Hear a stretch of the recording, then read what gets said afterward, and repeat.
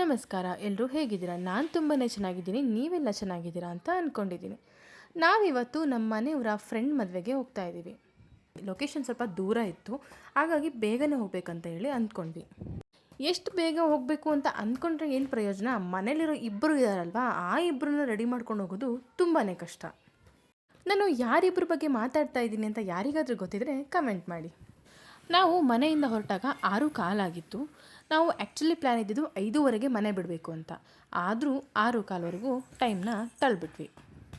A to Z ಎಲ್ಲ ಥಿಂಗ್ಸನ್ನು ಕೈಯೇ ಕೊಟ್ಟರು ರೆಡಿಯಾಗಿ ನಿಂತ್ಕೊಳ್ಳೋ ಅಂಥವ್ರು ನಿಮ್ದಿನ್ನೂ ಮುಗಿಲೇ ಇಲ್ವಲ್ಲ ಅಂತ ಹೇಳೋ ಡೈಲಾಗ್ ಮಾತ್ರ ನಿಲ್ಲಿಸಲ್ಲ. ಬಿಡಿ ಹೋಗಲಿ, ಎಲ್ಲರ ಮನೇಲೂ ಇದ್ದಿದ್ದೆ. ಅಂತೂ ಇಂತೂ ನಾವು ರೆಡಿಯಾಗಿ ಫೈನಲಿ ಹೊರಟ್ವಿ. ಈಗ ಹೋಗ್ತಾ ಇದ್ದೀವಿ. ಹೋಗುವಾಗ ತುಂಬಾ ಟ್ರಾಫಿಕ್ ಇತ್ತು. ನಾವು ನಿಯರ್ಲಿ 1.5 ಅವರ್ ಏನೋ ತೊಗೊಂಡ್ವಿ ಟೈಮ್ ಅಲ್ಲಿಗೆ ರೀಚ್ ಆಗೋದಕ್ಕೆ. ನಾವು ರೀಚ್ ಆದಾಗ 7:45 ಆಗಿತ್ತು. ಒಳಗಡೆ ಹೋದ್ವಿ. ಒಳಗಡೆ ಎಂಟರ್ ಆದ ತಕ್ಷಣ ತುಂಬ ರಶ್ ಏನಿರಲಿಲ್ಲ, ತುಂಬ ಸ್ಪೇಷಿಯಸ್ ಆಗಿತ್ತು. ತಪಸ್ಸೆ ಇರೋದ್ರಿಂದ ಅವಳು ನಿದ್ದೆ ಟೈಮ್ ಆಗೋ ಅಷ್ಟೊತ್ತಿಗೆ ನಾವು ಮನೆಗೆ ರಿಟರ್ನ್ ಹೋಗಬೇಕು ಅನ್ನೋ ಪ್ಲ್ಯಾನಲ್ಲಿದ್ವಿ. ಹಾಗಾಗಿ ನಾವು ಎಂಟರ್ ಆದ ತಕ್ಷಣ ಜನ ಜಾಸ್ತಿ ಇಲ್ಲದೆ ಇರೋ ಕಾರಣ ನಾವು ಬೇಗ ಹೋಗಿಬಿಟ್ಟು ಕಪಲ್ಸ್ಗೆ ವಿಶ್ ಮಾಡಿದ್ವಿ. ಅವರು ತುಂಬಾ ಖುಷಿಪಟ್ಟರು ನಾವು ಹೋಗಿದ್ದರಿಂದ. ವಿಶ್ ಮಾಡಿ ನೆಕ್ಸ್ಟ್ ನಾವು ಅಲ್ಲಿಂದ ಊಟಕ್ಕೆ ಹೋಗೋಣ ಅಂತ ಹೇಳಿ ಹೊರಟ್ವಿ. ತಪಸ್ಸನ್ನು ಇಟ್ಕೊಂಡು ಊಟ ಮಾಡೋದು ಇನ್ನೇನು ಅಷ್ಟಕ್ಕಷ್ಟೇ.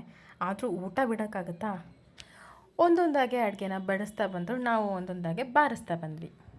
ಅಡುಗೆನ ತುಂಬಾ ಚೆನ್ನಾಗಿ ಮಾಡಿಸಿದ್ರು. ಊಟ ತುಂಬ ವೆರೈಟೀಸ್ ಇತ್ತು, ಆದರೂ ಕೂಡ ಎಲ್ಲ ವೆರೈಟೀಸೂ ತುಂಬ ಚೆನ್ನಾಗಿತ್ತು. ಮೆನು ತುಂಬಾ ಡಿಫ್ರೆಂಟ್ ಆಗಿತ್ತು ಅಂತ ಅಂದಿದ್ದೀನಿ ಅಂತಂದರೆ ಏನೇನು ಇರಬಹುದು, ಏನು ಡಿಫ್ರೆಂಟಾಗಿರೋ ಮೆನು ಇರಬಹುದು.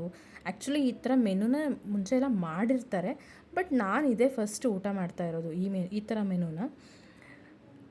ಡಿಫ್ರೆಂಟಾಗಿರೋ ಫುಡ್ ಏನು ಅಂತ ಅಂದರೆ ಮುದ್ದೆ ಸಾಂಬಾರು.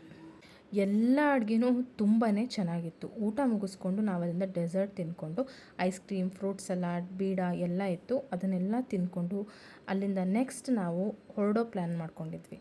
ನಾನು, ನನ್ನ ಮಾವನ ಮಗಳು ಮತ್ತು ನಮ್ಮ ಮನೆಯವರು ಎಲ್ಲರೂ ತಿನ್ಕೊಂಡಾದ್ಮೇಲೆ ನಮ್ಮ ತಪಸ್ಸೆ ಇವ್ರು ಯಾಕೆ ನನಗೆ ತಿನ್ನಿಸ್ತಾ ಇಲ್ಲ ಅಂತ ಹೇಳಿ ಬೈಕೋತಾ ಇದ್ಲು ಅನಿಸುತ್ತೆ. ಅದೇ ಗ್ಯಾಪಲ್ಲಿ ನಮ್ಮ ಮನೆಯವರು ಒಂದು ಕ್ಲಿಪ್ಪಿಂಗ್ನ ತೊಗೊಂಡಿದ್ದಾರೆ, ಅದನ್ನು ಕೂಡ ಎಲ್ಲ ಟಚ್ ಮಾಡಿದ್ದೀನಿ. ನಾವು ಅಷ್ಟೇ ಡೆಸರ್ಟ್ ತಿಂದರೆ ತಪಸ್ಸೆ ಬೇಜಾರಾಗಲ್ವ, ಅದಕ್ಕೆ ಅವಳಿಗೆ ನಾನು ಫ್ರೂಟ್ಸ್ನ ತಿನ್ನಿಸ್ತಾ ಇದ್ದೆ. ನಾವೆಲ್ಲ ನಾರ್ಮಲಾಗಿ ಎಲ್ಲರೂ ನಿಂತ್ಕೊಂಡು ತಿನ್ನೋ ಥರ ತಿನ್ನೋಕ್ಕಾಗಲ್ಲ, ಯಾಕಂದರೆ ನನ್ನ ಮಗಳಿದ್ದಾಳೆ ಜೊತೆಗೆ.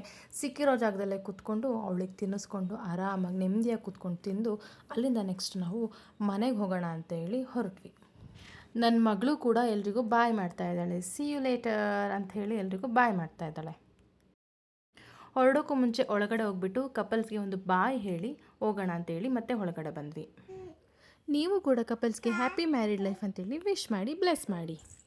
ಅವರು ತುಂಬಾ ಖುಷಿಪಟ್ಟರು. ಒಳ್ಳೆ ಊಟ ಮುಗಿಸ್ಕೊಂಡು ನಾವಲ್ಲಿಂದ ಹೊರಟ್ವಿ. ಅದೇ ಟೈಮ್ಗೆ ನನ್ನ ತಮ್ಮ ವೀಡಿಯೋ ಕಾಲ್ ಮಾಡಿದ್ದ, ಅವನ ಹತ್ರನೂ ಮಾತಾಡಿಕೊಂಡು ನಾವಲ್ಲಿಂದ ಹೋಗೋಣ ಅಂತ ಹೊರಟ್ವಿ. ಅಷ್ಟರಲ್ಲಿ ನಮ್ಮ ಮನೆಯವರು ಕ್ಯಾಬ್ನ ಬುಕ್ ಮಾಡ್ತಾಯಿದ್ರು. ಕನ್ವೆನ್ಷನಲ್ ಹಾಲ್ ತುಂಬಾ ಚೆನ್ನಾಗಿತ್ತು. ಹೊರಗಡೆ ಪಾರ್ಕಿಂಗಿಗಾಗಲಿ ಒಳಗಡೆ ಸ್ಪೇಷಿಯಸ್ ಆಗಿ ತುಂಬಾ ಚೆನ್ನಾಗಿತ್ತು. ಅಷ್ಟರಲ್ಲಿ ಕ್ಯಾಬ್ ಕೂಡ ಬಂತು. ನಾವು ಮನೆ ಕಡೆಗೆ ಹೊರಟ್ವಿ. ನಾವು ಮ್ಯಾಕ್ಸ್ ಟು ಮ್ಯಾಕ್ಸ್ 1 ಅವರ್ ಅಷ್ಟೇ ಅಲ್ಲಿ ನಾವು ಟೈಮ್ ಸ್ಪೆಂಡ್ ಮಾಡಿದ್ದು. ನಾವು ರಿಟರ್ನ್ ಮನೆಗೆ ಬೇಗನೆ ಬಂದ್ವಿ. ತಪಸ್ಯ ಫುಲ್ಲು ನಿದ್ದೆಲಿದ್ದಾಳೆ ಅಂತ ನಾವು ಅಂದ್ಕೊಂಡಿದ್ವಿ, ಆದರೆ ಅವಳು ನಿದ್ದೆ ಮಾಡೋ ಮೂಲದೇ ಇರಲಿಲ್ಲ. ಅವಳು ಫುಲ್ ಆ್ಯಕ್ಟಿವ್ ಆಗಿ ಆಟ ಆಡ್ತಾಯಿದ್ಲು.